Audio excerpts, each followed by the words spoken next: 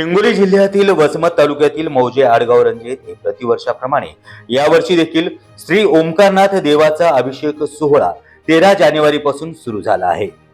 श्री खंडू गुरु आसवलेकर अर्थातच नांदेडकर व श्रद्धास्थान शंकर बापू त्रिधारा संस्थान यांच्या मार्गदर्शनाखाली मोठ्या उत्साहात सुरू आहे।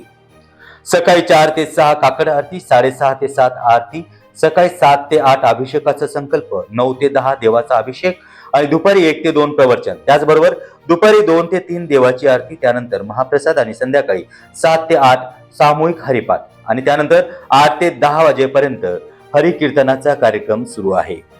या सोहळ्यास परिसरातील भाविक भक्त मोठ्या संख्येने उपस्थित राहत आहेत। सोहळ्यासाठी येणाऱ्या भाविक भक्तांसाठी दररोज महाप्रसादाचं आयोजन देखील या ठिकाणी करण्यात आलं असून या सोहळ्याचा समारोप 20 जानेवारी रोजी हबफ नामदेव महाराज ढोळे चारठाणकर यांच्या काल्याच्या कीर्तनाने होणार आहे। सुसंस्कृती लाभावी, सगळ्या गोष्टी चांगल्या व्हाव्या आणि हा जर त्याच्या हातामध्ये पडलं तर तो चांगलं होणार नाही। या उद्देशाने सगळे देव असणारे त्रस्त झाले, भयभीत झाले, सगळे जण शेवटी कृष्णकडे आले। मुंबई, पुणे, नागपूर, मराठवाडा असो का विदर्भ, राजकीय, सामाजिक, शैक्षणिक क्षेत्र असो का क्रीडा, सर्वच घडामोडीचे विश्लेषण पाहायला विसरू नका। फक्त देशोन्नती न्यूजवर।